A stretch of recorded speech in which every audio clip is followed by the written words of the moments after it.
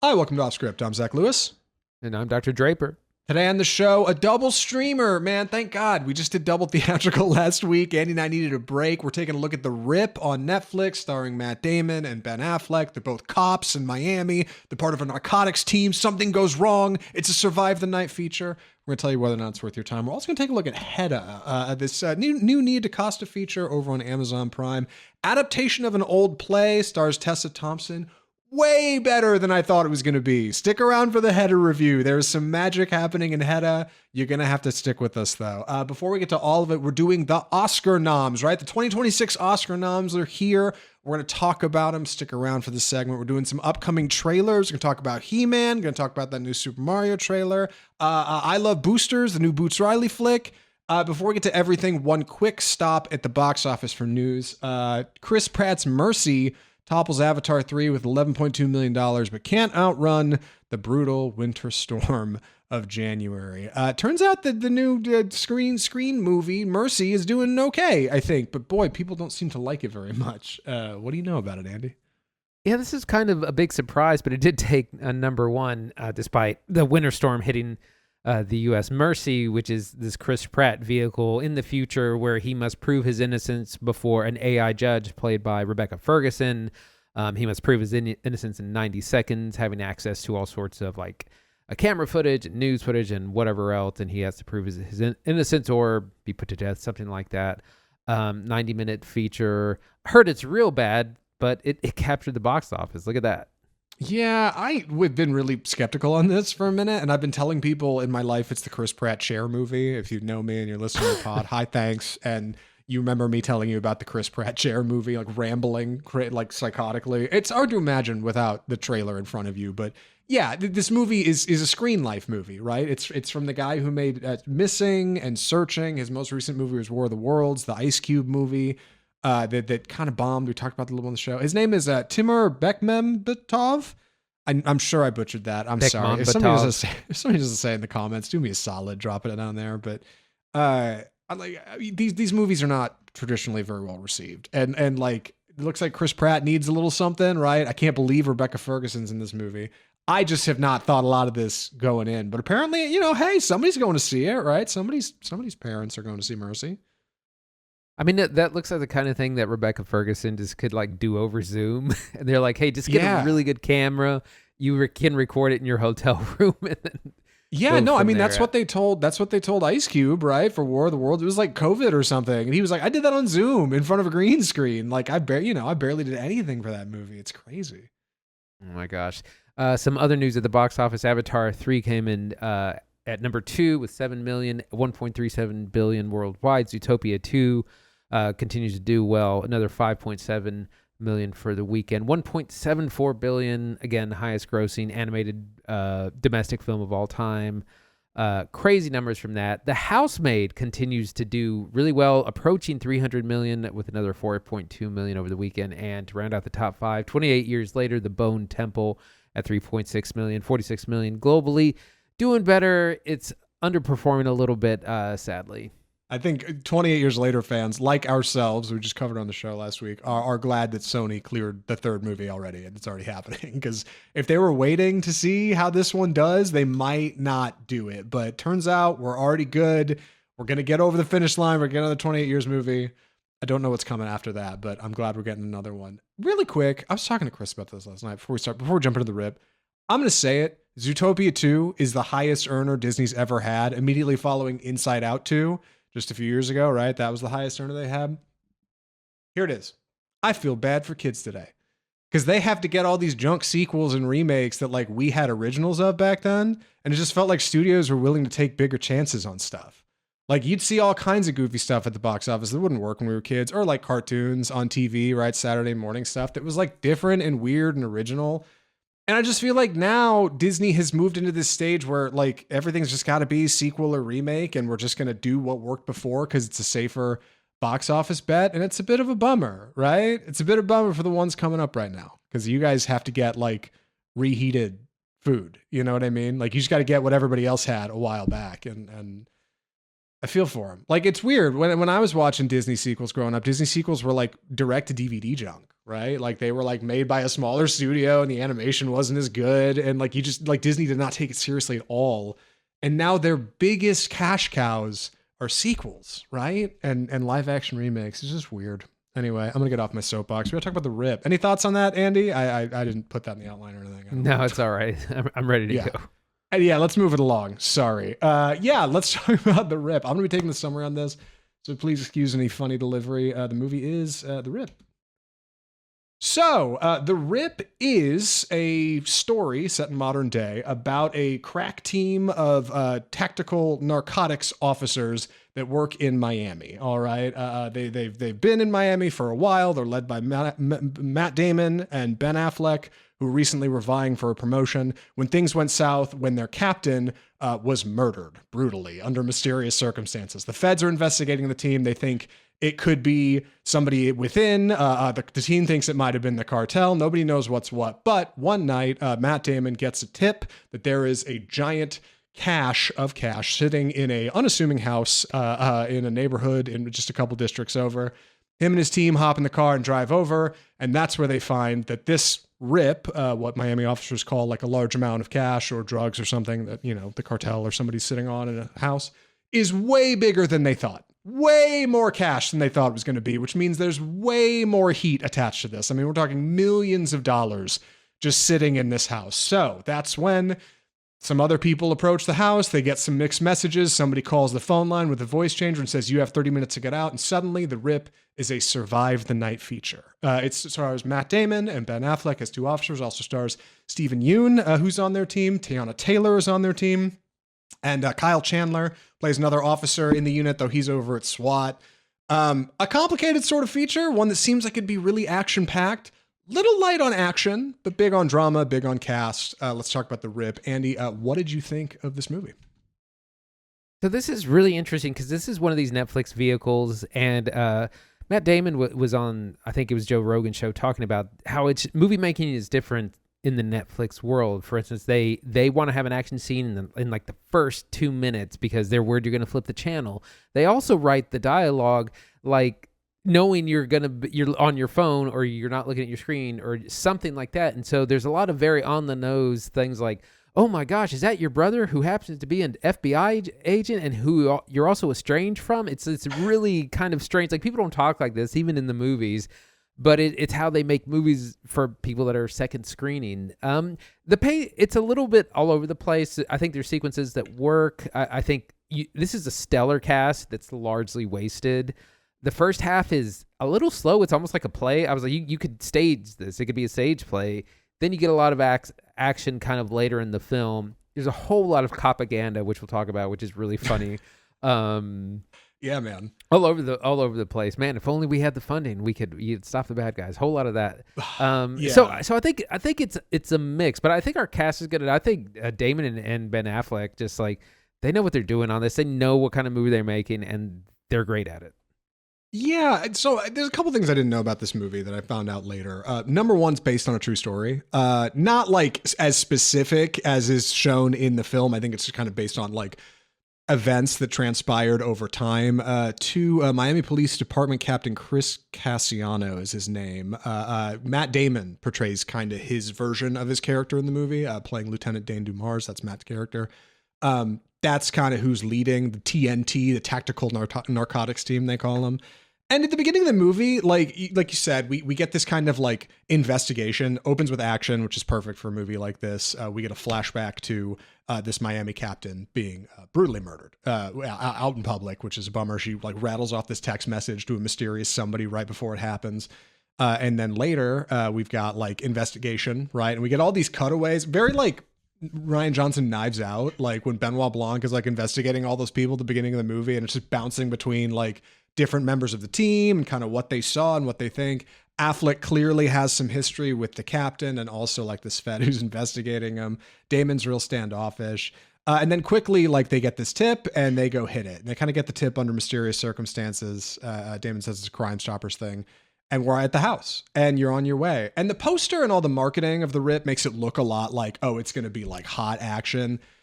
It's not, man. There's not a lot of action in the rip. It's pretty much a character drama. They're mostly just hanging out, like getting weird messages and things are getting tense and they hear something outside, but like you don't actually get a lot of like breaking down the door, it's getting nuts kind of action. It's very tactical, it's very slow, very safe. Much like real life, I think, right? Like I don't think real cops would be be Arnold Schwarzenegger out there or anything, but like I do think that kind of hurts it. It ends up being, was it like 2 hours? And it's a bit of a drag in there for sure. I remember checking my watch early in the movie and thinking like, how long until we get to like a gunfight? Does happen for sure. There's a couple gunfights in there, but you're gonna have to pace yourself at the open for sure.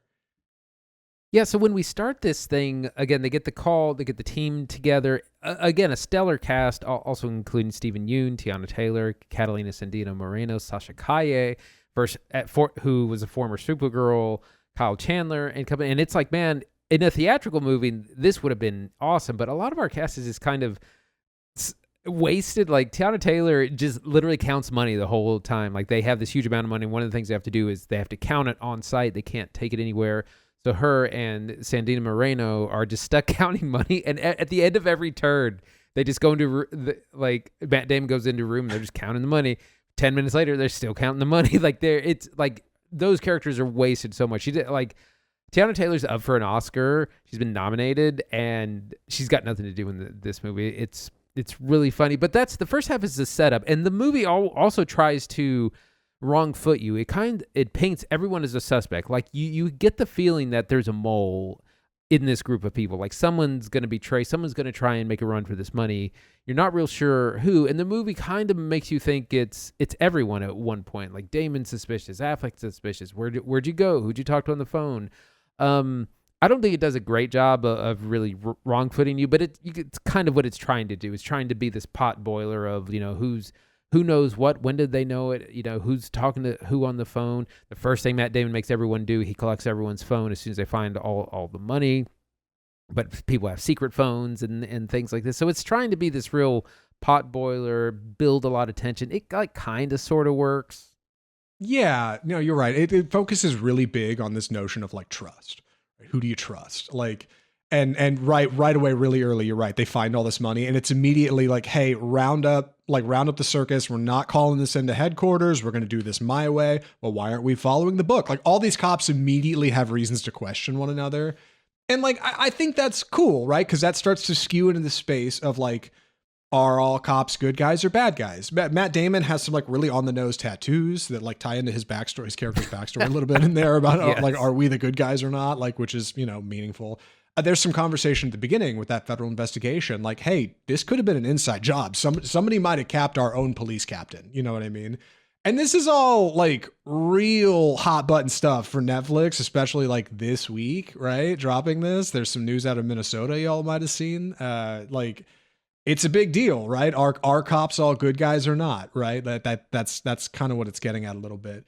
The problem is like it's not like Spotlight, you know what I mean? This is not like a sit down drama. We're going to talk about it seriously kind of movie. It's kind of an action movie, so really it's couching that stuff in what's supposed to be, I think, like something more, I don't know, action oriented, more stuff blowing up, and it doesn't quite do either well, but all of that drama and this are we the good guys, are we the bad guys stuff is like so good for the actors who really have a lot to do. Like you said, Teyana Taylor feels like stunt casting coming out of one battle after another. Like they could have got anybody to count money the whole movie. You know what I mean? She gets off a couple of good lines, but it's fine. Meanwhile, like Stephen Yeun is firing on all cylinders. Kyle Chandler is firing on all cylinders. Matt Damon and Affleck both rock. Like Sasha Calle is really fun. Like I do think it's fertile ground for like a good script, which is fun for these guys, but like it's just a little boring to watch. Like it ends up being like it's better than Netflix slop that I would expect, but like only a bit better. Not quite like theatrical in a way either. Like it doesn't really clear the bar. Like I said, it felt like a play. The first hour of it before then they put the obligatory action scenes in because they're just in this house the entire time counting money the whole time. There's secret phone calls made. Some other police show up. They're worried about the neighborhood they're in. The power goes out, and again, it's just building tension, but it just does it. not really tense enough. Matt, I was gonna say Damon and Affleck play so great about it against each other, and they have been for 30 years now since Good Will Hunting. And Matt Damon he's the lead guy in this, and Ben Affleck is playing second fiddle to him, and they just embody those roles really good. Matt Damon is the bigger star, I think, and they know what kind of movie they're in, and they're selling it as good as they can. But yeah, it's a little bit slow. It does pick up in the second half. Zach, tell us about the action. Oh gosh, yeah, no, you get a couple of good gunfights in there for sure. Like there's some fun stuff. Teyana Taylor actually gets a couple scenes where she has some stuff to do. But like I really thought, based on kind of what I had seen in like the poster, man, and like the description, the way Netflix kind of stages this stuff, like I really thought it was going to be like blowing out walls. That somebody's going to park a tank next to this house. The whole thing's going to be burnt down by the end of the movie. And it's a bit slower than that for sure. Like you really get to some action about an hour into it, which I think it's a little under 2 hours. So a little over half the runtime. Like takes a minute, but I do want to mention before we start to wrap it up here, some of the details around the production, because I saw some stories about that, just to clear that up in case you're curious. I looked into it. Like you said, Damon and Affleck like have real on-screen chemistry. They've been working alongside each other for like 30 years, and they haven't done a project together in a bit. And I think Damon had seen something about Affleck doing something that he wanted to get into, and somehow they ended up kind of recommitting and saying, hey, we should go in and work together on a project again. And that chemistry is really on screen. But with their pasts in production, such as like Project Greenlight on HBO, like these two are obviously very familiar with how a film is made behind the camera as well. So they had this new creator forward deal penned with Netflix. Here's how that works. Their deal with Artist Equity, which is the production company, includes a performance-based bonus structure that pays a one-time bonus to every one of their 1,200 crew members if the film meets certain specific viewership benchmarks in its first 90 days on Netflix. So basically, hit enough views, every single person that worked on this gets paid a portion of that like revenue back, which is different, and productions don't normally go that way. So for what it's worth, I don't think it's quite like a union, but it sounds like a bit closer than the way things normally work. Meaningful work, guys. I hope it hits the views it gets. I hope people get paid like they're supposed to. Maybe that could change the way things go going forward. Like obviously these two are very dedicated to the craft of filmmaking. So, good for them, like bringing it to a film they're working on. I wanted to mention about the action. It's a little bit over the top, and it reminds me of the Tom Hardy movie. I think it's Havoc from last year that we watched that also has a huge over-the-top scene where it's just like, how is anyone surviving? There's a big shootout in the middle, and what's funny to me is that there's just a lot of flashing lights. I'm like, there aren't that many people shooting, but it's like someone's flicking the switch on and off to make it up. Like the action's a little bit, like everyone's firing automatic weapons, and it's just a little... It's too much the other way where it's a little unbelievable, but it's fine. There's a decent car chase. I did want to talk about the propaganda that this movie is. So there's a ton of references to not having overtime. They're like, sorry, we can't have extra cops because we can't afford it. Don't have the overtime. We don't have the funding. They must say we don't have the funding like 10 times. Like, sorry, we can't pay the overtime. Don't have the funding. Don't have the funding. And the way. If you want to work with a police entity or the military, you generally have to portray them in a positive light. Otherwise, they won't let you borrow like military vehicles or police vehicles and things like that. So there's a whole lot of that. And just the fact that our crew are like $20 million. No, we're the good guys. We're not going to be tempted by this. Like and it would be better if everyone was tempted a little bit more, but they're not. Everyone's like, oh no, I would never touch this dirty, filthy money. And there's also a part where we run into, there's federal agents. They're like, oh my gosh, it's the feds. They're the best. We can't defeat them. And I was like, it's like they're superheroes or something. I'm like, come on, guys. Yeah. So there's a lot of that in this movie too. Yeah. Overall, I think, I don't know. I think the rip is light on action in a way that it doesn't need to be. It's not quite big enough to be theatrical. I'm not sure who this movie satisfies, but it's definitely an action flick to watch on Netflix. You ready for recommendations, Andy? I am indeed. Would you recommend Netflix's The Rip? It's perfect for streaming. Kind of put it on in the background. It's attempting to be a tense potboiler cop procedural. it hits some of those marks. It misses a lot. It's too long at almost 2 hours. It's really slow pace in the first almost hour, and then it's kind of has a lot of action on the second part. It goes on a little bit too long. We have an amazing cast, most of which is wasted, but we do have good chemistry between everyone. I would have liked to see more out of Stephen Yeun and Sasha Kaye and some of our other players, Teyana Taylor. But like I said, perfect for streaming. Put it on the background. Yeah, I'm in the same boat. Like, fine at-home movie. The Rip is fine. Ben Affleck and Matt Damon are fun in it. You know, if you like them, I go give it a go. Otherwise, like, throw it on the watch list. Maybe you'll get around to it later. And that's The Rip. We have got to talk about Oscar nominations 2025, 2026. I don't know. How do they title these things again? Yeah, I should just learn now. Now's a fine time to learn. It's fine. Yeah, how does this work? So I looked it up, and the problem is they do both. They'll say, oh, the 86th and 87th, because it depends on where you count. So I always say the year that we're in. So they're the 2026 Oscars. Great. I should retitle the video on YouTube then. Yeah, we actually recorded these early on Friday and uploaded it to the YouTube channel. So if you want to keep up with what we got going on, maybe even before actual episodes come out, throw us a subscribe over there. Hit a rating and review or like and comment or whatever while you're at it. Good or bad, doesn't matter. Helps the algo. And yeah, in the meantime, we should get into it. Here is our segment. We're covering all the Oscar noms. We got Best Picture. We got snubs. Dude, big snubs this year. Big snubs. And we'll talk about it. So we will be back with you after that in a minute. Stick around. Here it is. All right. So we are just a few days out from the Oscar nominations. We got the list up. We got snubs and highlights and all kinds of stuff to talk through. Andy, bring us into it a little bit. What's going on with the Oscars? So, well, let me tell you about what I was so excited for this. Like, I couldn't sleep. You know how when you have a flight early in the morning and you keep waking up because you're paranoid of missing it? That was me on Thursday morning in anticipation of these. Like, way too excited for this because they announced them very early, 5:30 a.m. Pacific time, 7:30 a.m. for us, so they can be on the 9:30 news on the East Coast. And we got the nominations. Historic not wins, but nominations for Sinners with a record-breaking 16 nominations, most ever of any film. They did introduce a new category for Best Casting, which did add, but they still would have broken the record even without that. And we actually lost a category a couple of years ago. They combined the two sound categories into one. So these things are always shifting.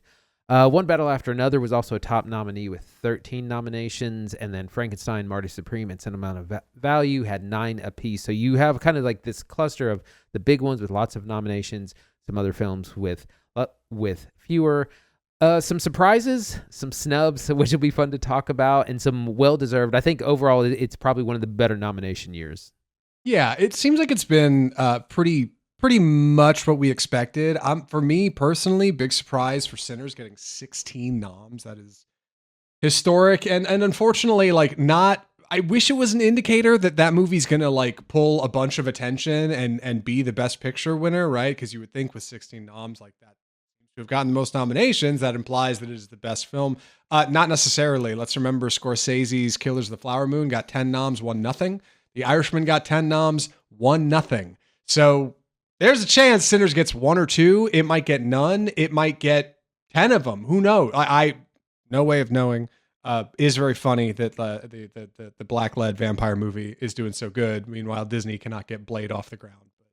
Outside of that, very excited for Sinners. Some surprises, too, out of Sinners. Delroy Lindo for Best Supporting Actor was a big surprise, and I'm excited. Hey, I'm pulling for him. I figured Sean Penn had it in the bag, or maybe Benicio del Toro, but there's some theory that they'll split the vote for One Battle After Another. No Wicked, right? 2 F1 noms, which is weird. I don't think anybody expected those. And I got a personal snub I'll save for the end. We'll talk about it, though. Let's dig into it. Where do you want to start? Best Picture, I suppose? I'll start with Best Picture, but before then, when the first ones that they announced were Best Supporting Actors, and the first name was Elle Fanning for Best Support. And as soon as I read her name, I was like, oh, this is going to be something. And then they also named Inga Ibsdottir Lilleas from the same film. So I was like, oh my God, because they had been snubbed in previous awards, and I was like, this is going to be something totally different from what I think people were anticipated. That said, let's jump into Best Picture. So we have 10 nominees: Bugonia, Frankenstein, Hamnet, Marty Supreme, One Battle After Another, The Secret Agent, Sentimental Value, Sinners, and Train Dreams. Take it away, Zach. I was gonna say, do I jump in here? Yeah, no. Yeah. I don't know. Best picture for me, I think it's One Battle After Another. It was my favorite pick of the year. Sinners was right behind it, though. I don't have the love for Marty Supreme like I thought I was gonna. I think I was just maybe overhyped. People have speculated Hamnet might sneak it from Chloe Zhao. I'm not so sure. F1 is not getting this. There's no way F1 is getting Best Picture. If F1 gets Best Picture, we riot. We're not doing it. I don't know. Otherwise, okay, right? Begonia, I think, is too weird. I don't think it's going to win. Train Dreams is too small. I don't think it's going to win. I don't know. I think Frankenstein ain't quite it. What do you think? So it's funny because I've seen posts that have named no less than 5 of these films as like the worst nominee ever. So there's a lot of difference of opinion. And usually, since there's 10 of these, you have 5 real contenders and then 5 kind of honorable mentions. F1 is like Top Gun Maverick from a few years ago, where it's the popular pick. It's to get regular people. It's a dad movie to get them. And F1 is a great technical achievement. Like they had to develop new camera technology and new editing things to get the footage. But it's a total popcorn movie. It's not like a big serious drama like you usually get. I think some other, not necessarily a snub, but I think people were expecting. It was just an accident to get in here for Jafar Panahi to get in here Best Picture and also Best Director, which he also didn't get. So there was, I think, some anticipation for that, but then it missed. But again, everything that's in here is pretty incredible. In F1, you were always going to have a pick like this. There's always kind of a popcorn pick. I mean, you could name 5 other films that are better and more artistic and all that, but you were always going to have something like that. Yeah, typically Best Picture and Best Director go hands in hand, not every year. So Best Director, we've got Hamnet for Chloe Zhao, Marty Supreme with Josh Safdie, One Battle After Another for Paul Thomas Anderson, Sentimental Value for Joaquin Trier, Sinners for Ryan Coogler. Man, second Sinners nom. What do you think?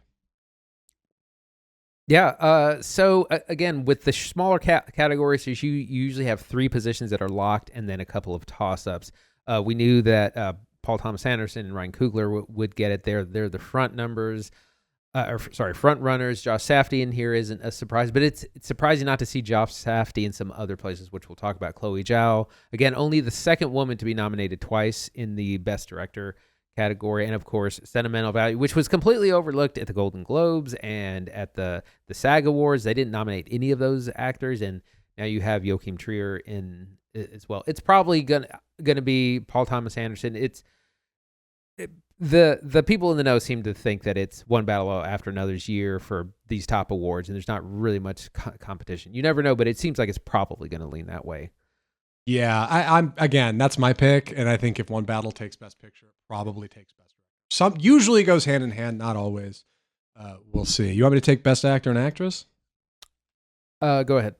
Yeah, Best Actor nominees are Timothée Chalamet for Marty Supreme, Leonardo DiCaprio for One Battle After Another, Ethan Hawke in Blue Moon, Richard Linklater feature, Michael B. Jordan in Sinners, and I keep mispronouncing his name. It's not Wagner.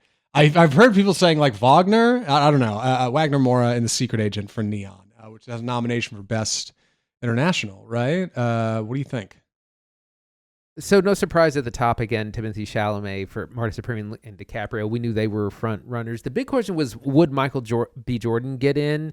I mean, Sinners came out a long time ago. It's a different kind of movie. It's more popular than kind of Oscar baity. So I was glad to see him. Ethan Hawke, I think, here's the big surprise. We haven't seen Blue Moon, but I've heard he's phenomenal in it. And when you think of who else got left out, I mean, that also could have been Jay Kelly, maybe. Probably Jay Kelly.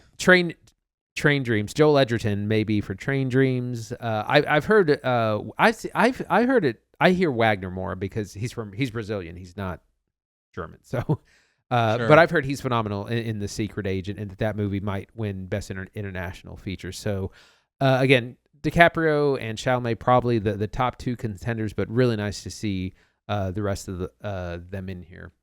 Yeah, I was really disappointed to not see Lee Byung-hun for No Other Choice in here. It's kind of my big snub of this year. I think that movie should have gotten nominated for like 3 of these, and I'm really disappointed it didn't. But he's tremendous. It's a very physical role. We just covered it last week on the pod. You can check out the review on YouTube.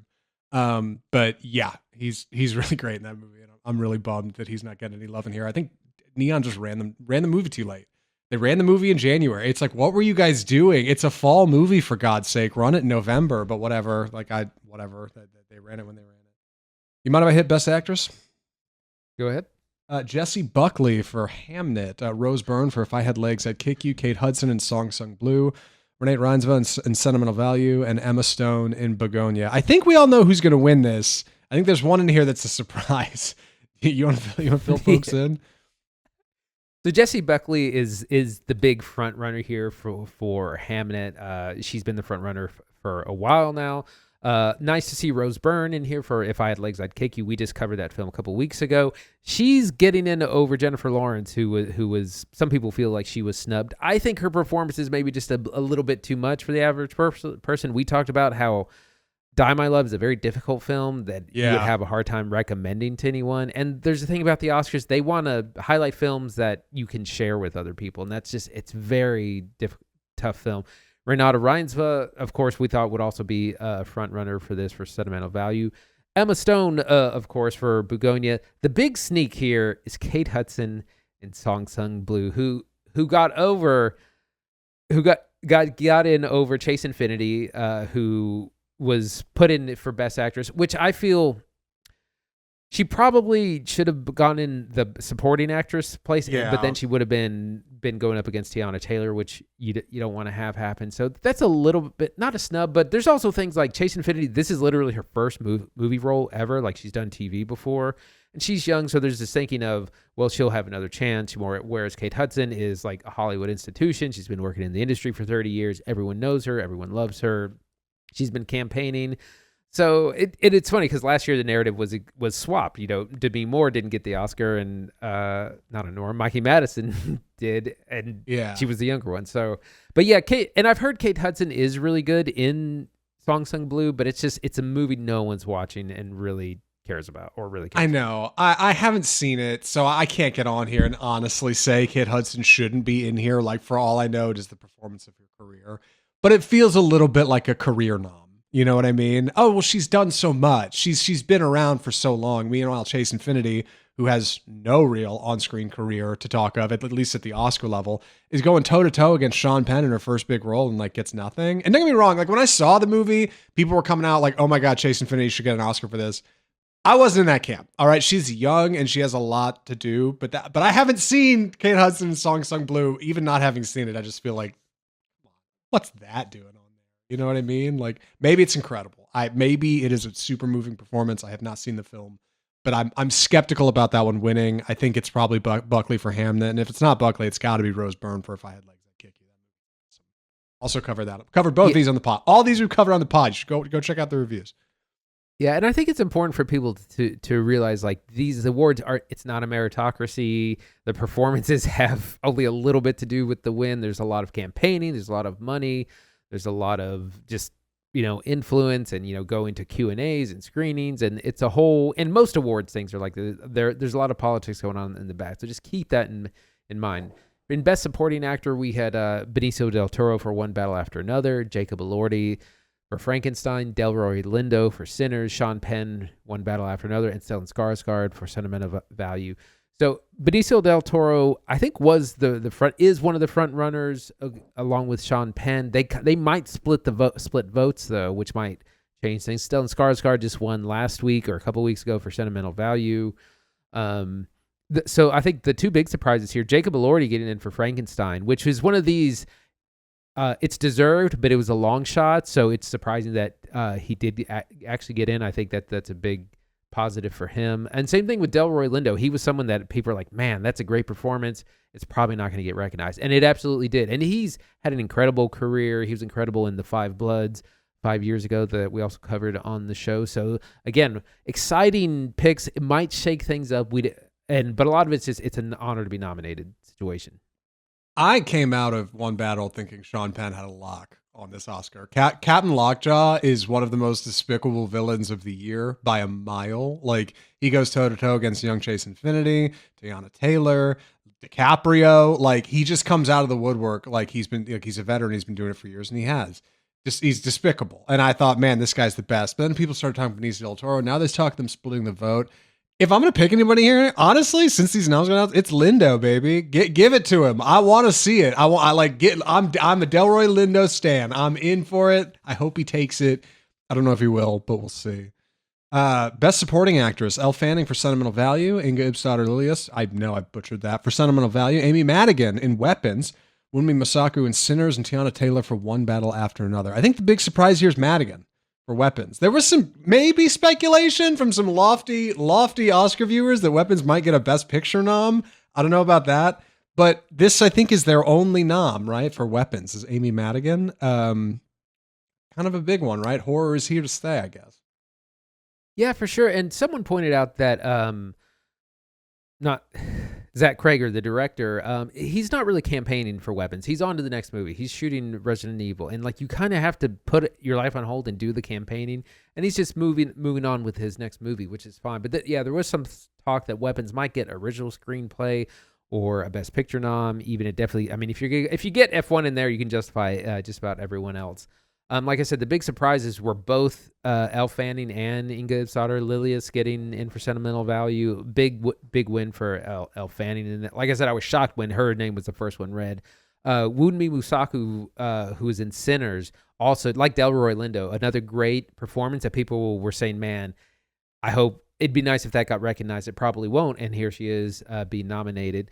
Fantastic actress. And of course, Teyana Taylor, who I think is the front runner. Well, I mean, who knows? She's one of the front runners for One Battle After Another, and she won the Golden Globe for the same category a couple weeks ago. Yeah, and of course she's in The Rip, which if we insert this in the episode, that's right, when we do it on Tuesday, we will have just talked about. So yeah, keep an eye out for Teyana Taylor. Best Adapted Screenplay: Begonia, Frankenstein over Netflix, Hamnet with Chloe Zhao, One Battle After Another, written by Paul Thomas Anderson, and Train Dreams over at Netflix. Man, tough one. These are actually some really good scripts. I have a tough time picking out one of these. Hamnet's super emotional. One Battle is obviously based on the Thomas Pynchon novel Vineland. That's where that's adapted from. Train Dreams, Frankenstein, and Begonia. I don't know, man. It's hard to believe Begonia is even not its own thing, but it's based on a film, Save the Green Planet. I think a Korean film from a few years ago. Yeah. Like, I don't know. What do you think here? I think this is another category that's locked by Paul Thomas Anderson. Again, they're predicting him in Best Picture, Best Director, and this category, Best Adapted Screenplay. Everyone else, I mean, it's fine. There's nothing really stands out. There's something else. There's a certain strategy of who do you want on stage on awards night. Like these are the people who like run the awards and the whole show, and there's thought of like, well, how can we get a certain director or a certain, like, how do we get Jafar Panahi on stage, that sort of thing, and where the category almost doesn't matter. But I think that's probably going to go to Paul Thomas Anderson. Best Original Screenplay: Blue Moon, It Was Just an Accident. Marty Supreme, Sentimental Value, and Sinners. This is, man, wide open. I think Sinners, I think, is probably front runner. Again, It Was Just an Accident. This is one of the places that it has been recognized. And again, if you want to get Jafar Panahi up there, this is maybe the category you give him. Exciting original things. Again, we haven't seen Blue Moon. Apparently, we need to. That's the other. Yeah. Is it the Linklater? Yeah.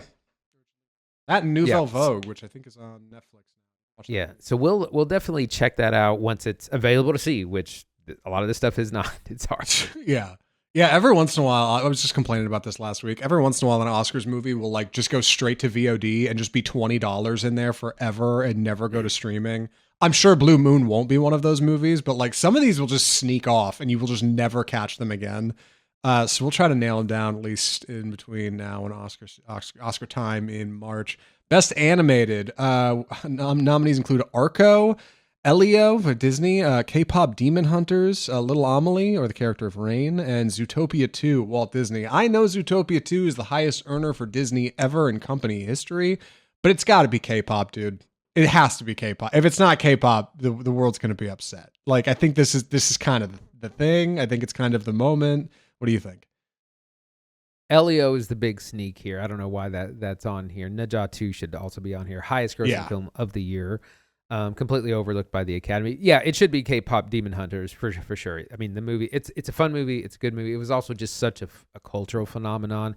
Yeah. Zootopia 2 is doing great, but that's also largely doing great overseas. It's not a huge phenomenon here, really. Also, this movie, Little Amelie, or The Character of Rain, never heard of it.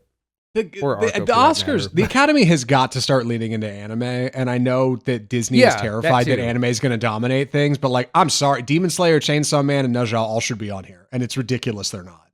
There's really no excuse. Yeah, you're exactly right. Like, this is it's almost feels like a family category, and they're like straying away from anything that's a little bit more adult, which that's what like Demon Slayer and Chainsaw Man are like hard R properties. Apparently, so yeah, they really you're doing a disservice not having like the big anime films in here. Yeah, like even if it's R-rated, yeah. Best international feature, The Secret Agent out of Brazil. It Was Just an Accident, France. Sentimental Value from Norway. Surat from Spain, and The Voice of Hind Rajab from Tunisia. Incredible lineup. Again, this is where we're missing No Other Choice, sadly, but these are it. It's a good year for international films. I think the main contender here is It Was Just an Accident, especially with Sentimental Value being in the Best Picture category. I've heard the description. I didn't know what the voice of Hind Rajab was, and then I heard a little bit about it. And tough movie, man. Oh, really? I don't know anything about it. It's a thing. I believe it's out of Gaza, but a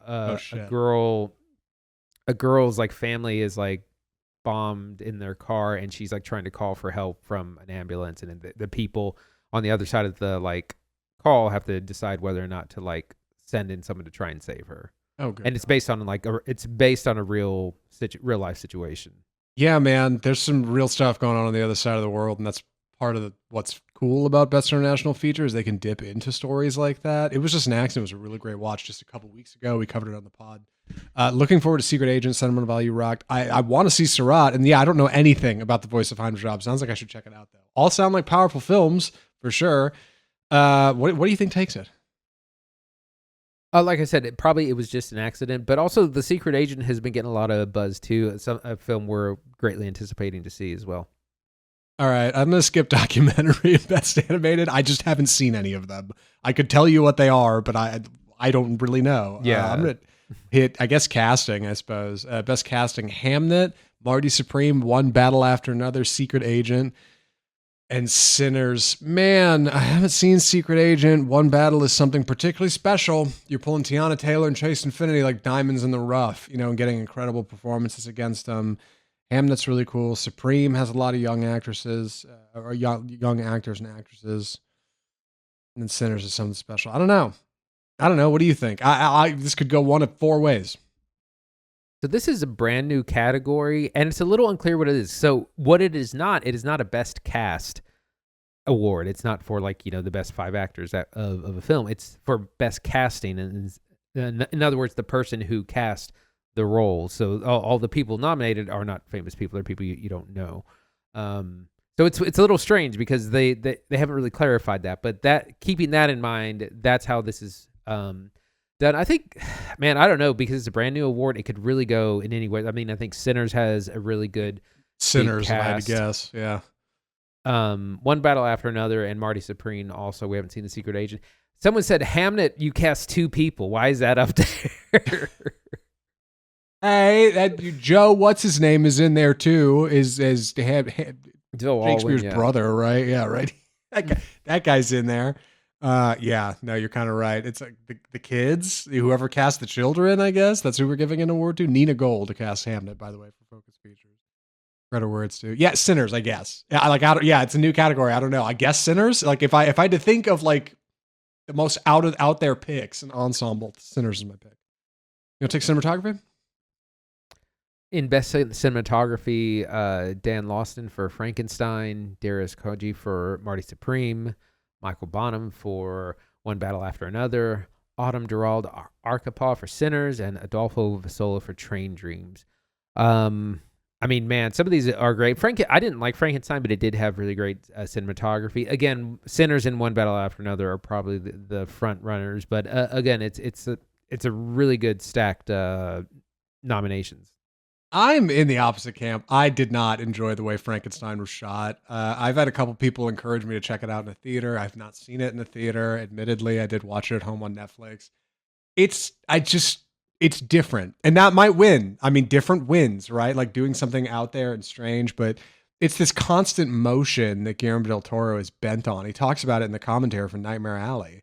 That like I wanted a film where the camera is always moving, always and never stops, and that's Frankenstein. The camera never stops, and I just was not into it. It felt kind of TV. It felt kind of low rent to me, but also it's got a nom here, so like clearly I stand apart in that opinion. We'll see if it pulls it. If it's not them, I don't know. I really like the look of Train Dreams. It was a short digital shoot for Train Dreams, so I don't think it's getting either. One battle maybe. I don't know. I don't know who's taking that. Costume design. Avatar Fire and Ash gets a nom, finally. Bwah, bwah. Yeah, for costume design over with Deborah L. Scott at Walt Disney. Kate Hawley for Frankenstein at Netflix. Malgosia Terzanska for Hamnet at Focus Features. Miyako Belize for Marty Supreme at A24. And Ruth E. Carter for Sinners at Warner Brothers. Now listen, Marty Supreme had to do a lot. Credit where it's due. I saw a costume thing on Marty Supreme, and they had to put a lot of people in like 50s fits and patterns and all kinds of stuff, and I totally see that.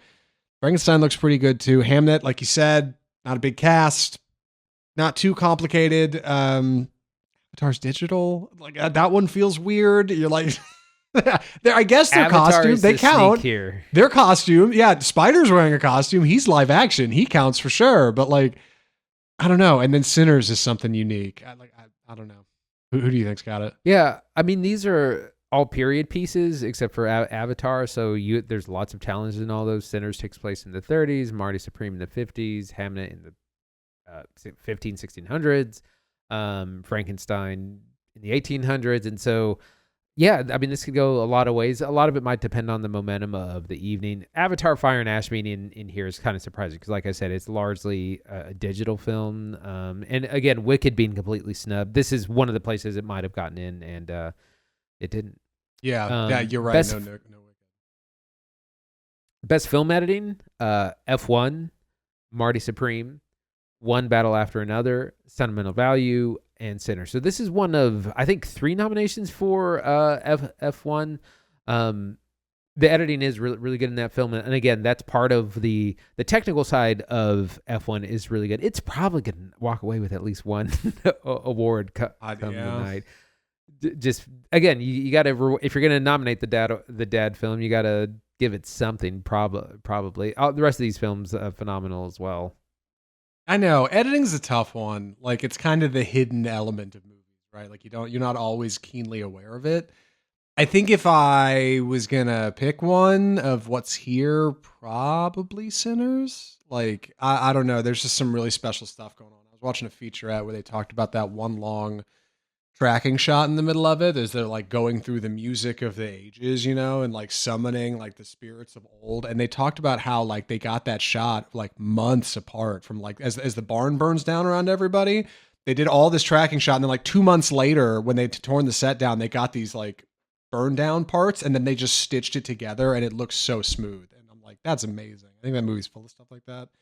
The one I want in here is No Other Choice. No Other Choice has amazing editing. It's amazing. Yeah, it really does. There are transitions in that movie that no other film comes close. If that was in here, I'd be a lock, but it's not. It didn't get a single nom. So if my heart had, it'd be that. It doesn't. Maybe Sinners, I think. I should take Best Makeup and Hairstyling, which also is arguably a Wicked snub, right? You thought that was in here too. Yep. Best Makeup and Hairstyling, Frankenstein, Kokuo, which is a film I don't know anything about, but I was hearing apparently Tom Cruise is really going to bat for this movie. It's a Japanese film. He's been holding private screenings. Sinners over at Warner Brothers. Smashing Machine, hey, makes an appearance. The other Safdie stumbling in through the back door. And The Ugly Stepsister, which was a twisted live-action Cinderella retelling that we did not see, but I remember seeing stuff for a bit of a horror film. We've seen a few of these. What do you think, Andy? So this is a really interesting category of selections. The Ugly Stepsister from Shudder, of all places, getting in the Cinderella, kind of twisted, dark Cinderella story, which I heard is kind of stomach-churning gore. So that's not surprising that that's in there. The only nomination for the Smashing Machine. I'm glad that Benny Safdie got at least a little bit in here. Sinners, of course. Like I said, we haven't seen Kokuo, but I'm excited to check that out at some point. Frankenstein. Again, Wicked, you would have thought Wicked was the shoe-in. It's so strange because Wicked Part 1 was such a phenomenon. It got like 10 nominations. You had Ariana Grande and Cynthia Erivo singing at the Oscars, and now they're just like completely absent. You're not getting those people. They didn't get in. I mean, there's a number of the below-the-line categories, like the technical awards you thought they might get in, and just nothing. Yeah, it's becoming increasingly obvious that Warner Brothers knew what they had on their hands. Part 1 was solid. They didn't run any of the marketing as Wicked Part 1. It was all just Wicked, remember? And then it comes out, it ends up defying gravity. And then a year later, I start hearing rumblings that second act of Wicked sucks after intermission and that none of it's good and there's no good songs. And you go see the movie and you're like, oh no, it's true. It's just the source material doesn't have a lot here. And it couldn't be more evident in Oscar Noms. No love for Wicked. It's crazy. Best original score, Bugonia, Jerskin Fredericks, Frankenstein, Alexander Desplat, Hamnet, Max Richter, One Battle After Another, Johnny Greenwood, Sinners for Ludwig Göransson. Incredibly stacked cast. I think one of the big surprises is no Marty Supreme, Daniel LaPatin for that, which kind of points to, it seems like the Academy is not about these modern kind of techno scores. They seem to like kind of the older, like orchestral, more traditional kind of scoring, which is a little bit interesting.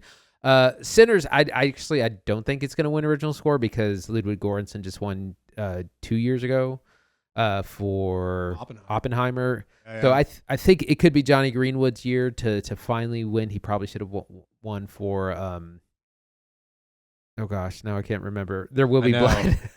Oh, did he do that? Yeah, Paul Thomas Anderson collaborated. Yeah.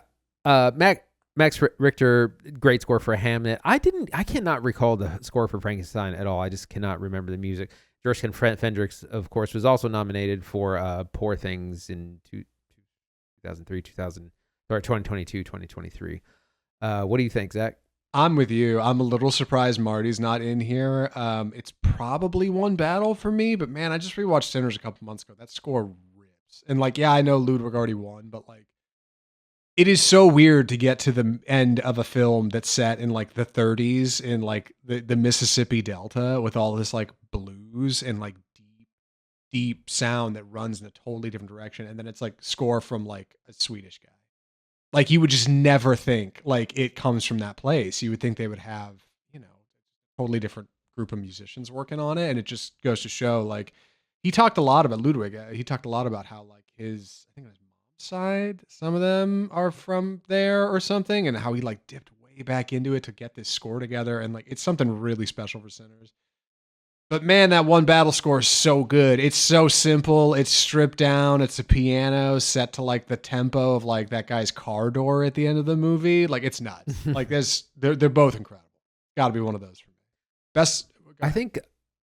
Well, I was gonna say with Sinners, Ludwig Göransson, like he gets real into the research. Like he did the score to both Black Panther movies, and like he lived in Mexico for years studying the music of the Yucatan. For Sinners, they found like guitars from the 30s to use. Like he gets deep into the research. We'll move to the area and study and all that to get the authentic sound. So he's really one of the greats already. And he's not very old either. It's going to be great. Go ahead with Best Original Song. Yeah. He also, one more note on Ludwig Göransson. He also co-produces all of his soundtracks with his wife, who's an accomplished violinist and usually plays on everything he does. They're like a tag team. Like he'll get stuck on something and she's like, what about this? Or like, hey, what do you think of this melody? And like the two of them are just, dude, like you said, they will move across the world. They get deep in it. Like they're doing something special. Like this kid's going places. Best Original Song, Dear Me from Diane Warren Relentless. Golden from K-Pop Demon Hunters. I Lied to You from Sinners. Sweet Dreams of Joy from Viva Verde. And Train Dreams from Train Dreams. It's Golden, baby. Maybe I Lied to You from Sinners because that song does rip, but like, dude, I heard Golden at like football games and stuff. You know what I mean?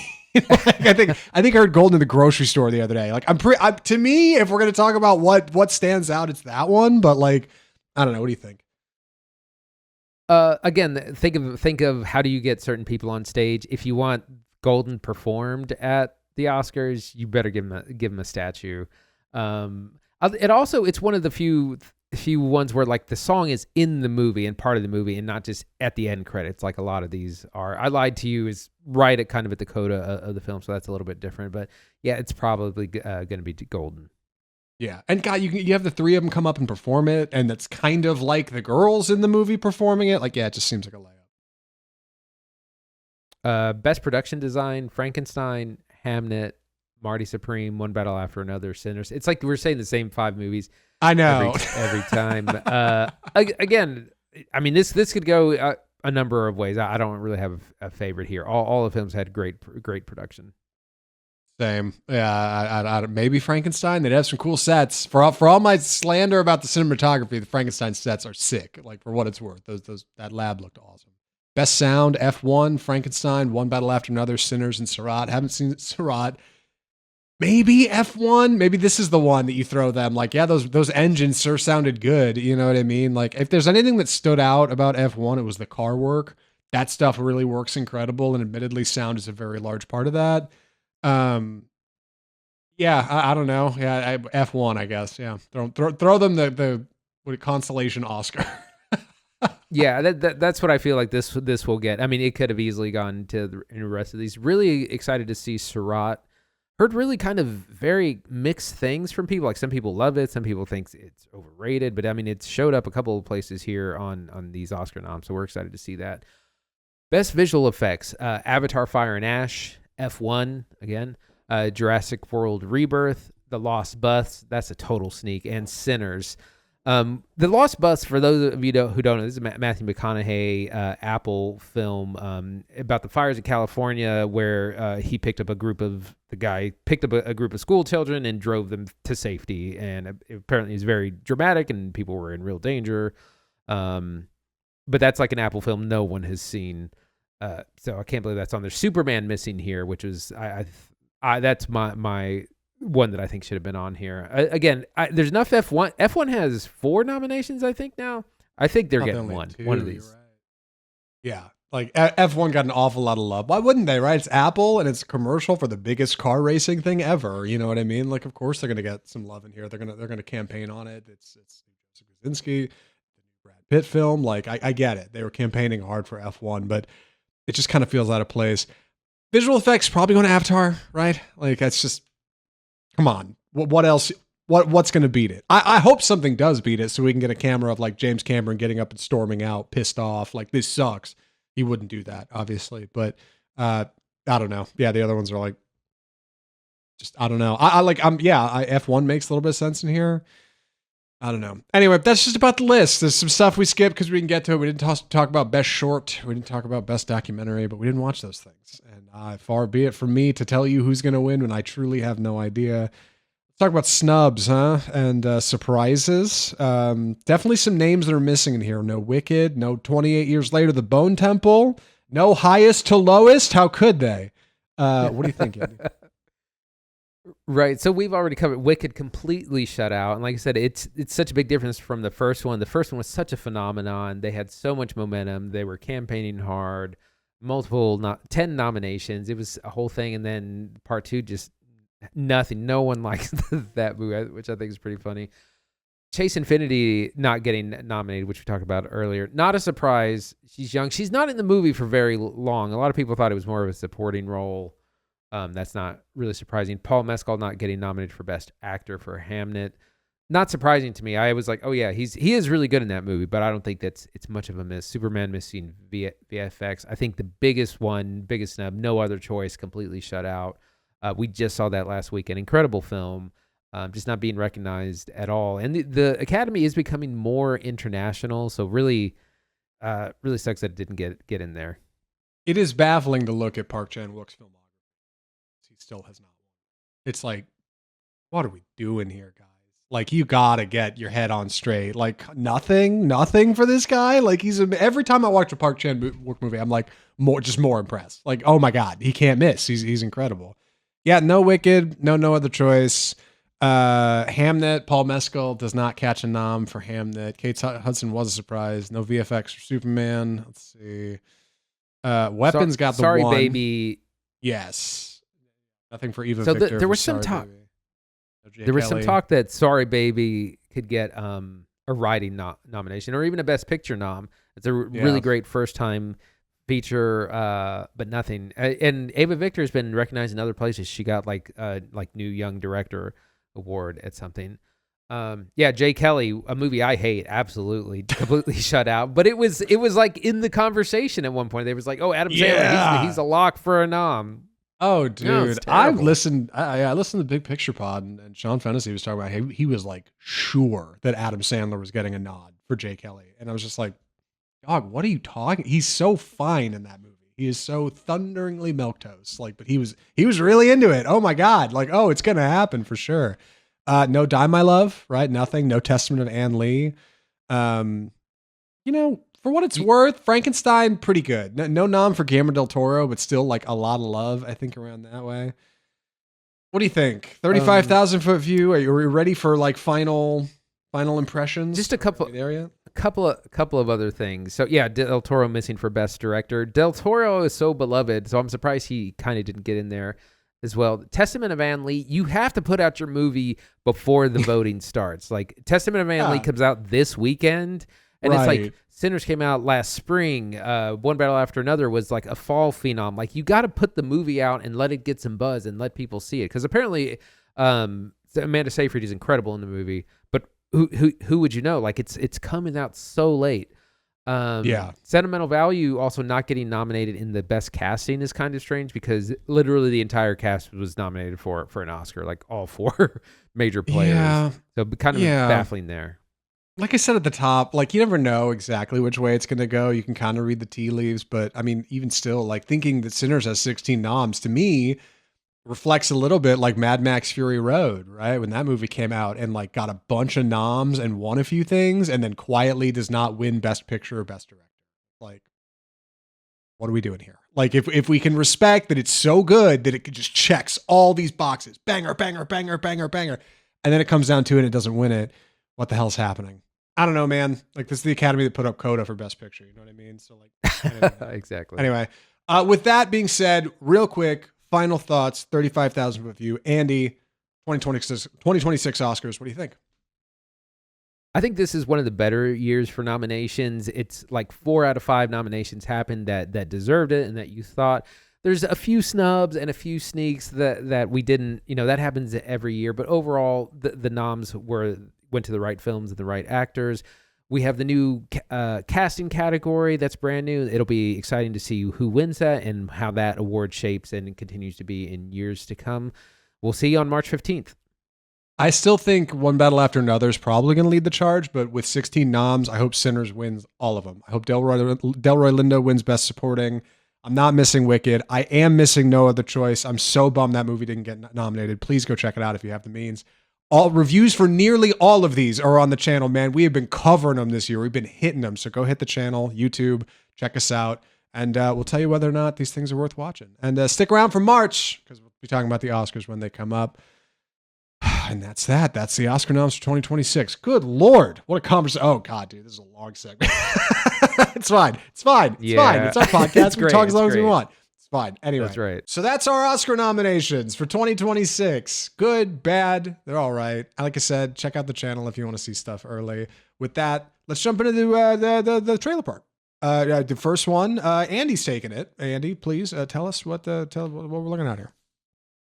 Masters of the Universe. So this is the He-Man movie starring Nicholas Galitzin, which is this summer, June 5th. Going to be a big summer movie. We're starting to get these trailers. This looks to be an origin story where we see a young He-Man whisked off to Earth to be hidden and saved and is eventually recruited back to their mystical land. And this trailer looks great. It has a lot of this action-adventure epic vibe, something that we're kind of missing in this space. This is a space that used to be filled by like Star Wars and Marvel, and we're kind of missing it now. But the trailer is big on vibes. Like I said, part of it reminds me of Guardians of the Galaxy. Part of it reminds me of Star Wars. And we see He-Man does he have a real name? But he seeks. I'm sure he does. He seeks. He's stuck in corporate America. Gets the call of like the Master Sword or whatever it's called, Sword of Omen, and goes on a quest to find this, and eventually gets. Again, the plot isn't super clear, but we have a really great cast, including Morena Baccarin as the sorceress, Alison Brie as Evil Lynn, Camila Mendes as Tila, Idris Elba as Man-at-Arms, Kristen Wiig is the voice of the robot, and Jared Leto as Skeletor. And luckily, he's got a mask on, so you don't have to look at his face. Yeah. But we have a great cast. We have Hafthor Bjornsson's in here also, who plays the Mountain or played the Mountain on Game of Thrones. Huge man. Oh yeah, probably just some big hulking brood, huh? Yeah, but this looks like a lot of fun. It looks like a big action epic, safe for the whole family.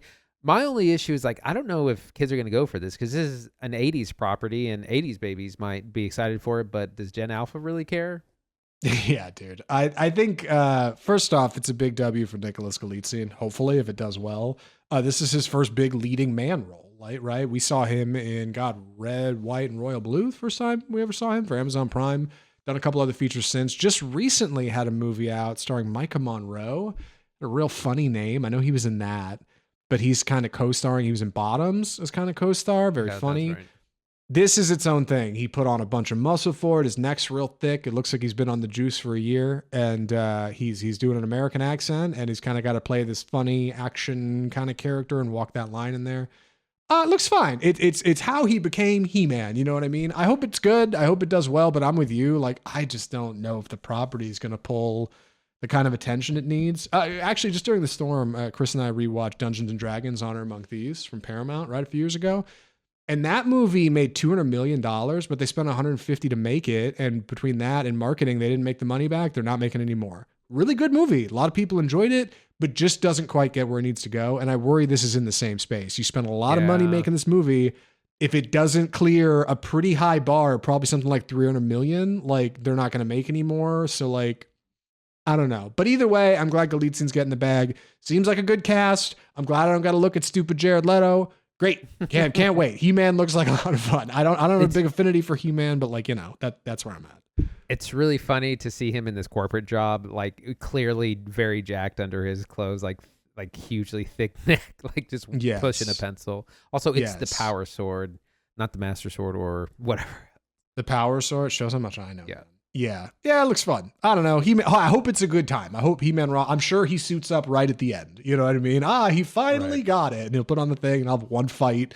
They'll lose some CGI junk. That's Surf Dracula. Cue the credits. Get the hell out of the theater. No refills. Yeah, He-Man. Go see it. When's He-Man come out? June 5th. June 5th. Yes. All right. With that, we got to talk about another trailer. The Super Mario Galaxy movie. Man, a lot going on in the Super Mario Galaxy movie trailer. Obviously, the follow-up to the over $1 billion Super Mario film just a few years ago from Nintendo and Illumination. We open on the Mario Brothers that are zipping across some sand dunes. It's a big desert level from Mario Odyssey. This big upside down pyramid thing, and they're on Mario bikes from Mario Kart. All right, and they got these cool fits on, and they zip up to this local village with these cute little Dia de los Muertos skeleton things that come out, and they're like, you got to go to the ruins, and they're from another game.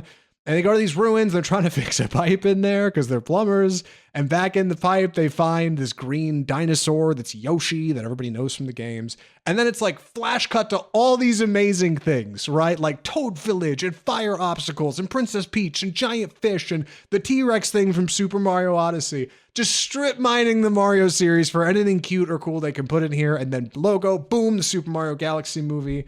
It's coming April 1st. Boy, this movie's going to make $1 billion. This movie's going to make $1 billion. And that's where we're at. Andy, what do you think of the trailer? So I took a look at this and it looks amazing. Like it really does. There's a big action sequence with a bunch of fire stuff. And it just reminded me of what Pixar used to do. Pixar was known for not just great stories, but creating incredible worlds to take us in. Finding Nemo or The Emotions. What I think of it. Inside Out. Yeah. Thank you. That's how this looked like. I was like, we're going to these incredible worlds. It starts with the big pyramid. This is like out of Mario 2 and 3. Birdo is in this. And I was like, this is gonna make $2 billion. Like, this looks amazing. This looks like what you take the kids to see 4 times, because it's just like you're gonna burn through the DVD when you buy it at home. This looks great. It's gonna make so much money. I'm freeze framing it here on the pod just so we have something to look at as well. And yeah, I'm seeing freeze frames of like the Mario babies are in there. Like, it's crazy. Yeah, it's like, for any Mario old heads, like, it has very little to do with the game Super Mario Galaxy, but Nintendo don't care. They do not care about like what you think of what they're doing, right? Like, billion-dollar franchise, crazy. I don't know what's next after the Super Mario Galaxy movie. I'm obviously more, but I would imagine maybe take a short break. They're going to pivot and focus on that Legend of Zelda live action coming from West Ball, right? Probably want to get that off the ground. Don't know how that'll work, but either way, like, the Super Mario Galaxy movie is in good hands. They're going to be fine. Illumination's just got another banger. You're right. It is like old Pixar. Anyway, April 1st. That's when it's coming. One more to talk about. What do you got? I Love Boosters, which is the new movie from Boots Riley, who previously did Sorry to Bother You from 2018. Really interesting movie there. I wasn't sure about this title or what this is about. So a booster is someone who steals something, who shoplifts, and then goes and sells the merch somewhere else. And so that's what they mean by boosters. And in this, we have this group of people who are stealing clothes, fashion from high-end stores and reselling them elsewhere. They are the boosters in question. But what's amazing about this trailer is the color is incredible. You have these stores that are completely green, or they completely red, or completely yellow. Like, the production of it looks insane. And we have a really fun cast in Keke Palmer, Lakeith Stanfield, Demi Moore, Naomi Ackie, Isaac Gonzalez, Will Poulter, Don Cheadle. Like, an incredible cast, and it looks really funny. And Boots Riley makes things that are social satire. That's what Sorry to Bother You is about. In that film, Lakeith Stanfield is like a call rep, a sales call, and he's not doing very well. And then Danny Glover says, "Hey, use your white voice." And then he starts using the white voice, and he starts getting somewhere. And it's a whole thing. And that's the kind of film that Boots Riley does. It's a socially conscious thing. I'm not real sure what his themes are going to be here, but it's going to be interesting to see. But this looks crazy. This is the most like elaborate looking film from his that we've seen. I can't wait for it. This is coming at the end of May 22nd. Yeah, dude. Keke Palmer leads the Velvet Gang as they're ripping off luxury designer Demi Moore. I can't wait. This looks like a lot of fun. You got some fun guest stars in there. I saw Lakeith Stanfield. Don Cheadle was reportedly going to be hidden from the marketing, and then Boots, when he dumped the trailer the other day, said, actually, we decided to put him up front because he's awesome in this movie, so he's going to be a fun surprise. Will Poulter's in there.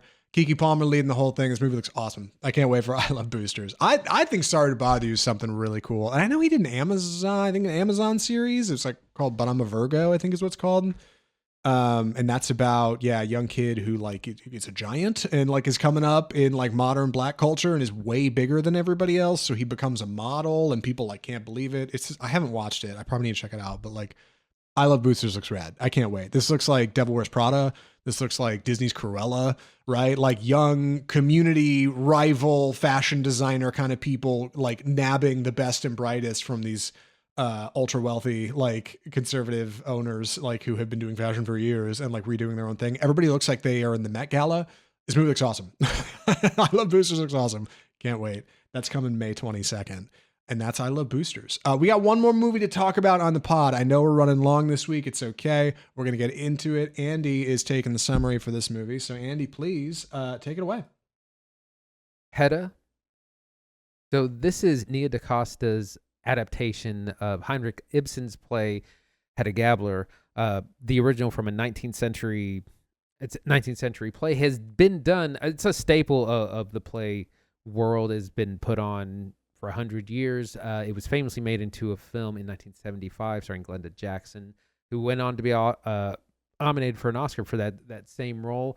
In this version, which Nia DaCosta both directed and wrote, it's taken place in the 50s, and the titular character, Hedda Gabler, played by the great Tessa Thompson, who I heard her name in the running for these Best Actress noms. It didn't happen, but her name was in the conversation, and I didn't really understand until I saw this movie.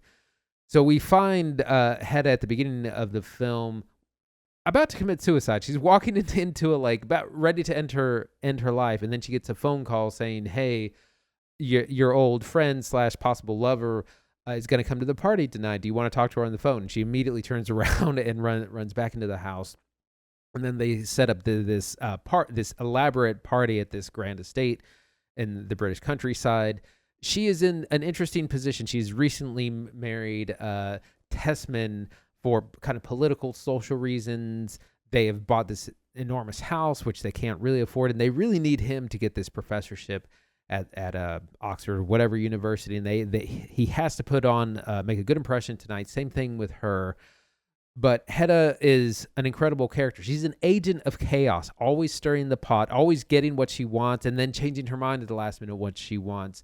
Eileen Lovborg is her former lover, played by Nina Haas, who will be attending the play also with her young new wife, played by Imogen Poots, named Thea Clifton. And so it's this mix of this party that's doomed to fail. You have all these current and former lovers, competing interests in business, in wealth, in social progress. You have this giant house where people can sneak off to, and things can go in the dark. There's guns. Hedda is a big fan of weaponry for some reason. Her father, the General Gabler, I guess, was a collector. So this is just it's a boiling pot that you know it's going to go over at some point. But man, I really enjoyed this. Zach, what'd you think?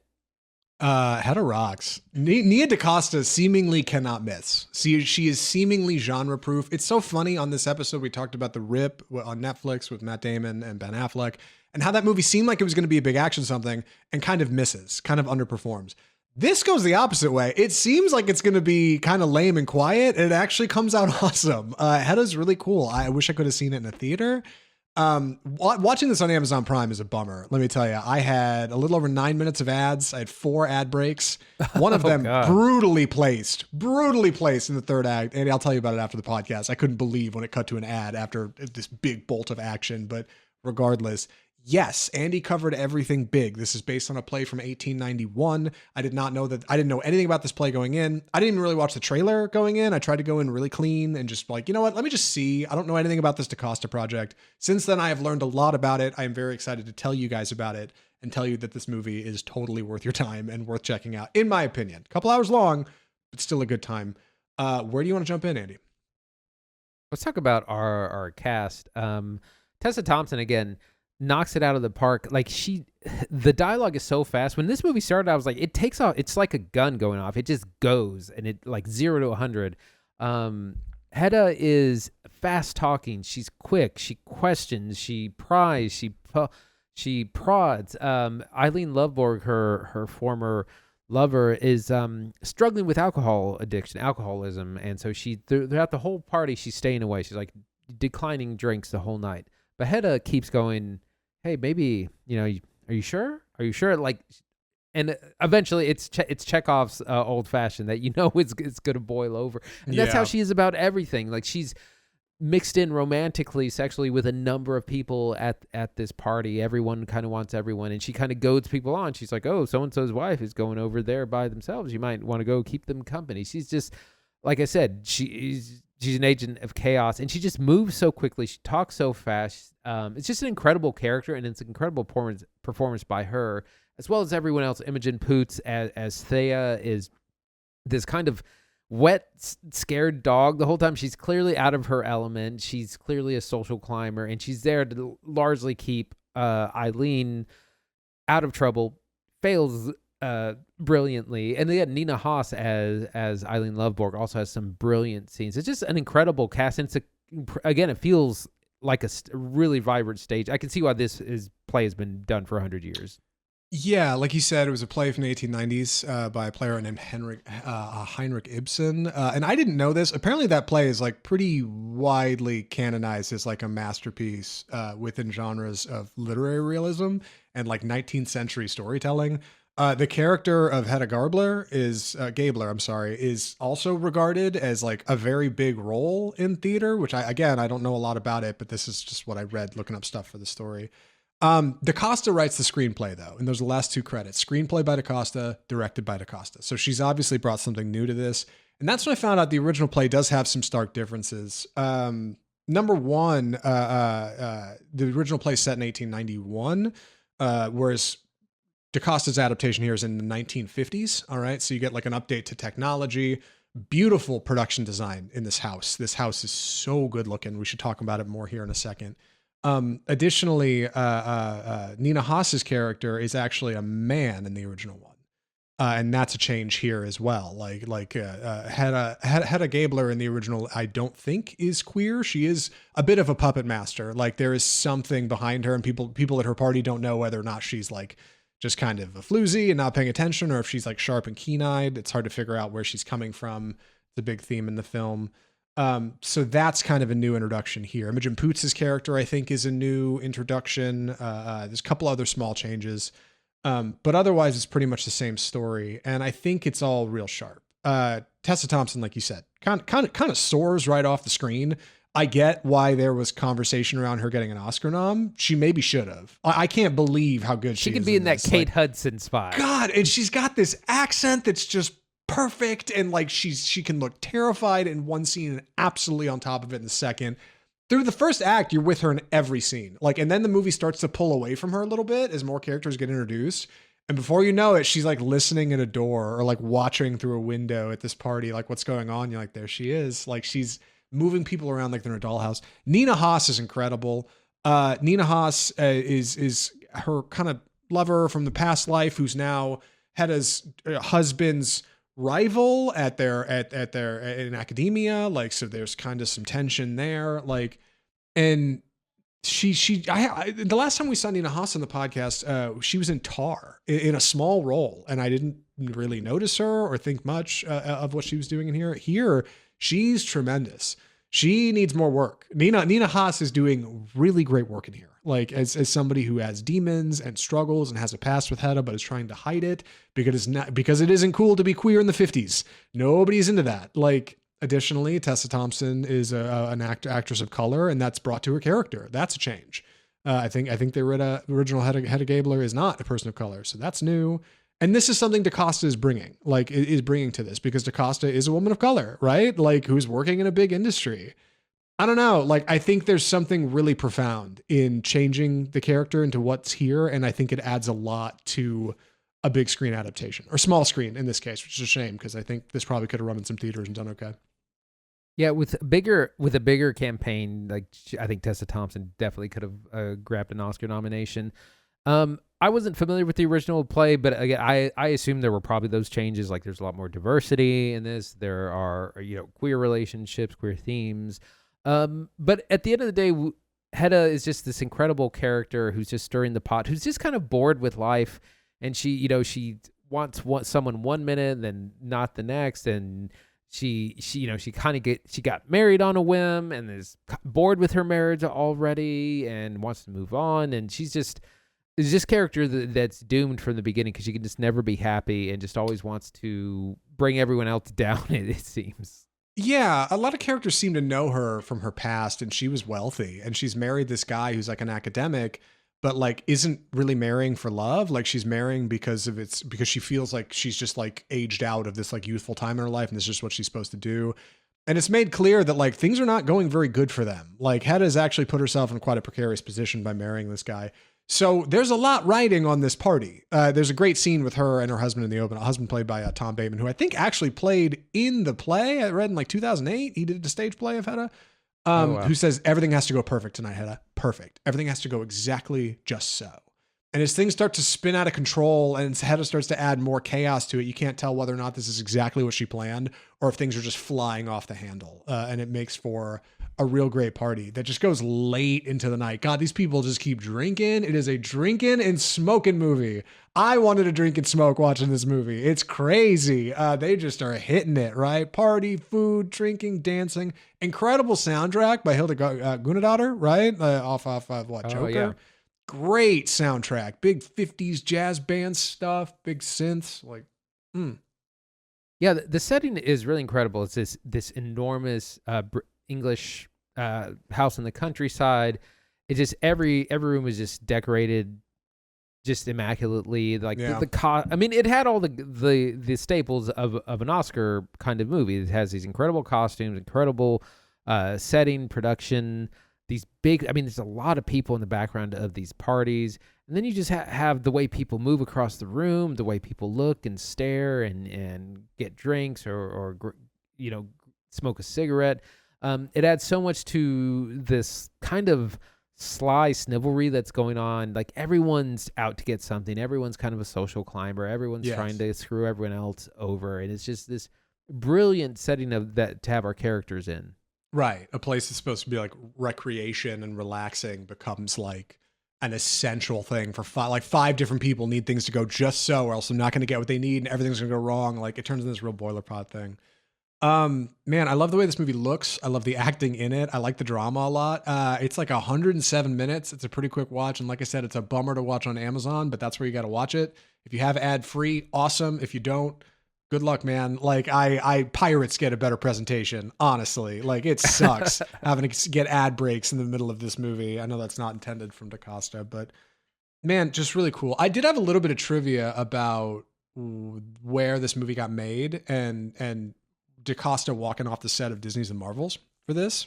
Do you want to hear that? Do you care about that? Is that good enough to you? Yeah. Good. Talk about that a little bit. Yeah. So in November 2023, it was reported that Nia DaCosta walked off of the set of The Marvels. Because she was making that for Disney, right? That was the movie she was working on during post-production. So she could move to London to begin work on another film. This was that film. And I'm sure Disney was like, what do you mean you're leaving the set of our 100 million, our huge superhero movie to go work on your Amazon Prime streamer? You know what I mean? Like, what are you talking about? Like that adaptation of a play. And DaCosta, this led to DaCosta publicly stating, quote, "I didn't direct my own movie," claiming that Disney had just totally taken ownership of it away from her. And like, she doesn't get a say. Doesn't matter what you say. This is what we're doing. Here's the notes from the studio. Shut up. Like make the movie, right? Like that was kind of the way she said she was treated. And then she kind of walked it back later in interviews and was like, well, it wasn't quite that way. Like obviously, but she has kind of said in the past that like Marvel's is not really hers. Like she kind of leaned away from owning that just because she feels like she really got pushed around. And it was a big step for her to leave a production that size to come do this. But apparently it was like, if they didn't film this, then they were going to lose the rental on the house, the manor they were filming in. So it wasn't going to have, like, I don't know, just she had to do it. So I don't know. I think compelling that like this was kind of immediately what she was leaving Marvel's to work on. And I think that's neat because this is like good and cool and interesting and layered. I don't know. And I just thought it was an interesting bit of trivia. Anyway, we should move to recommendations. Yeah, real quick, I wanted to say I did break down and buy. I have Amazon Prime without ads because I just couldn't stand it because exactly because of that. They're like 4 or 5 minutes of ads and they're at the worst places. Also, yeah, I mean, a true artist that she sees the opportunity to make real art, to work on an exciting personal project. I mean, this movie will stand the test of time. You could watch this in 10, 20, 30, 50 years and it's still going to look and be amazing. Yeah. Everyone's already forgotten about the Marvels. I know. This reminds me of like Power of the Dog on Netflix. It's the kind of movie that like probably should have caught an Oscar nom or two. Like this is something really cool. I cannot believe DaCosta is doing 2 films a year, seemingly, right? Like we just saw 28 Years Later, The Bone Temple. Totally different from this. That woman is genre proof. I cannot wait to see what she does next. I'm in. I will buy a ticket blind to a Nia DaCosta feature. Like she is doing really cool stuff. With that, we should move into recommendations. Andy, would you recommend Hedda? Absolutely. This was a big surprise. Really love this film. It's so fast paced. It looks great. Incredible cast. Tessa Thompson is just like a powder keg as Hedda Gabler. She's ruthless. She's cunning. She's sexy. She's manipulative. She's incredibly toxic, as we would say, but you can't take your eyes off her. Incredible cast throughout. Really enjoyed this. It's a quick watch. Highly recommend. Yeah, I'm in the same boat. Hedda rocks. A little long for like a bunch of people talking in rooms, but beautiful rooms and beautiful costumes and beautiful characters. A great cast. Tessa Thompson soars. Nina Hoss is a huge talent. We need to get her in more movies. Nia DaCosta cannot miss. Can't wait to see what she does next. Go check out Hedda on Amazon Prime. It's a good time. And also subscribe to Off-Script Film Review while you're at it. We're not on Amazon, but maybe someday. And that's it. We should wrap the show for the week. My God, a long episode. Oscar noms were a big part of that, but that's okay. What are we watching next week, Andy? So we're going to be taking a look at Sam Raimi's Send Help. This is the new kind of disaster-ish movie starring Rachel McAdams, where her and her boss crash land on this island, and he's injured. She's his subordinate. He still tries to be bossy, and she's like, wait a minute, I'm in charge now because I'm able-bodied. So apparently it's a Sam Raimi feature. It's going to get grisly. We know at some point. Really excited about that. We're also going to be taking a look at The Wrecking Crew, which is a new Amazon Prime feature starring Jason Momoa and Dave Bautista. There's estranged brothers who come together after the death of their father to try to solve his murder and also search for buried treasure or something to that. It's a straight-to-streaming joint. We'll let you know how it is. FYI releases, Charlie XCX's The Moment is releasing I think in limited release this Friday, but in next week, we'll probably take a look at that. Some things to look forward to in February. Pillion, February 6th. Wuthering Heights, Emerald Fennell's new film, February 13th. That's going to be a big one. How to Make a Killing, February 20th. Scream 7 at the end of the month at February 27th. So next week, Send Help and The Wrecking Crew. February is looking very good at the movies. Definitely a little juicier than March, but juicier than January, I should say. But we got a lot of good movies this month. So if you want to keep up with what we're doing here on Off Script, subscribe to the show. Subscribe to the show on YouTube or on any audio platform, Spotify, Google Play, iTunes, iHeartMedia for the audio edition of Off Script Film Review. Come check out what we got going on. We got clips. We got thumbnails. We're only moving up around here, all right? We only move in one direction, up. So come check it out and leave a comment. Let us know what you think. Tell me how to pronounce the names I often mistake on the show. Whatever, it all helps. Check out our website, offscriptfilmreview.com. Check out our social media, Offscript Film Review, Facebook, Twitter, TikTok, Instagram. Follow us over there. Keep up with what's going on. Support the show. Support your boys. And email us directly. Direct correspondence from you to us and mail at offscriptfilmreview.com. Send in your own review. We'll do mailbag reviews. I'm down for that. I'm down for mailbag reviews in 2026. And we got a couple too. So watch out. We're going to start reading them on the show. Y'all get excited. You're going to do your own. You can be a part of what we're doing here. And that's episode 323 of the podcast. Good Lord. From all of us at Off Script, the home of Bold Cinema, I'm Zach Lewis. And I'm Dr. Draper. Thanks for watching.